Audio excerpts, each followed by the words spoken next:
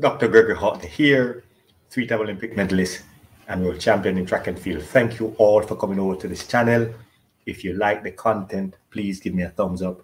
If you think the content is worthy to be shared, please be generous and share. I just want to inform you that Let's Talk with Dr. Greg is back on track on Wednesday, October 4th at 7 p.m. Eastern Standard Time. We have an interview with the legendary coach, Glen Mills.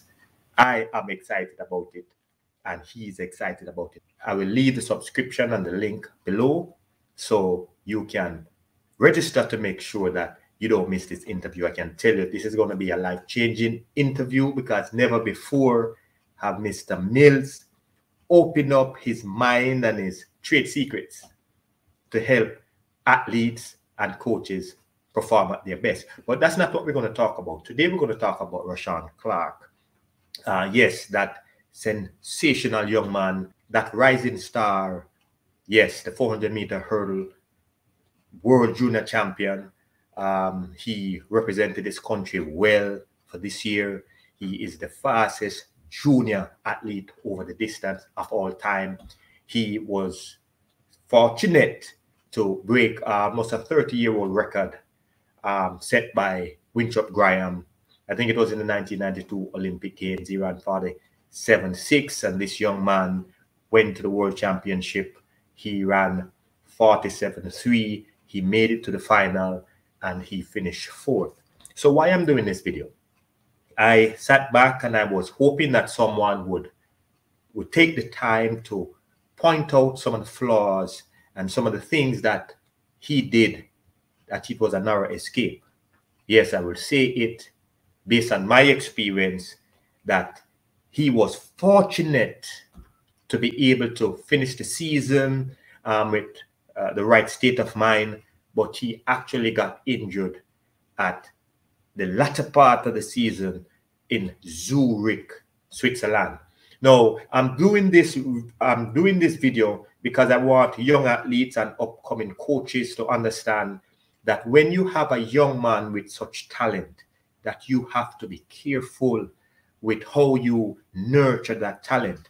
And I'm saying that to say, it's not just that he worked hard for the season, but he did something that was somewhat unconventional when they put him on the second leg in the mile relay. If you saw that race, you will see that it wasn't his best performance because his body was tired. And then to make him run at a major championship or a major Golden League meet like the one in Zurich, I thought it was a mistake.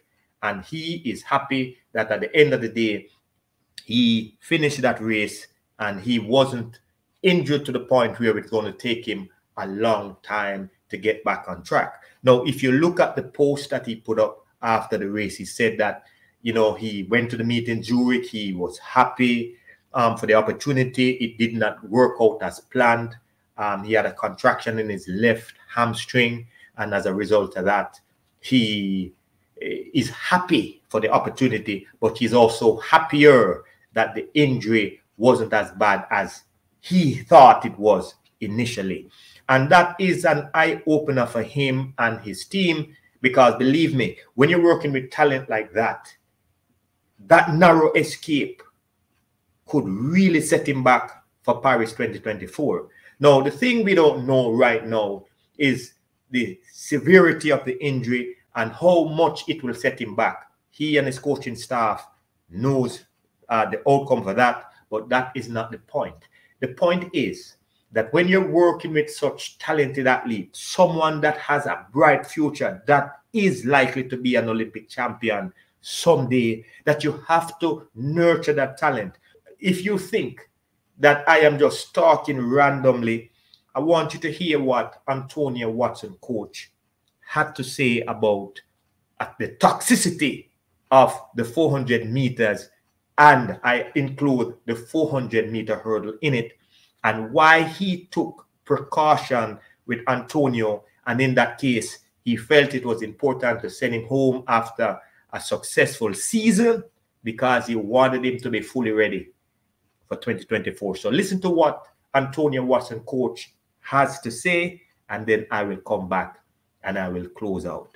Antonio, 400 is very toxic on the body, and you have realized that he didn't go on the Diamond League after the championship because this is his first major championship since he left high school. Matter of fact, since 2017, this is his first major championship, and as such, it's very toxic body. So he's really resting up now. Training will start sometime in October. You have some fundamental and technical things we have to work on, analyze the good and the bad for the season, and then how we can reduce some of the poor efficiency and get him more perform at a higher level. And that's the whole objective. Maintain his diet, his whole pattern from last season, hope we enhance it in nutrition, all of that. And yes, he talked about how toxic the 400 meter is, and he talked about the impact it will have on your body. I know that it will have a more dreadful impact on your central nervous system. And as a result of that, when you're dealing with young and developing athlete, because as fast as Mr. Clark ran, he's still young and he's still developing. So when you see the level of toxicity that such training and performance can put on your body, you want to make sure that you take things slowly and gradually, and as the body matures, then you can add more of the hard work and the rigorous competition. I hope this information is helpful. As I said before, we are in the teaching business. We want to make sure that athletes do not make mistakes that will set them back for years or even end their career. I hope this information was helpful. I want to see your comments in the comment section. How do you feel about developing athletes and having them do so much, especially at the early stage of their career? Do you think they need time to mature, or you think that they should just go all out and try to get that accolades and the money? Because sometimes the money can be a tempter to get us to do the things that are not in our best interest. I thank you all for listening. I am Dr. Gregory Horton. I wish you all the best. If you haven't subscribed, please go ahead and do so. But I wish you all the best in all you do.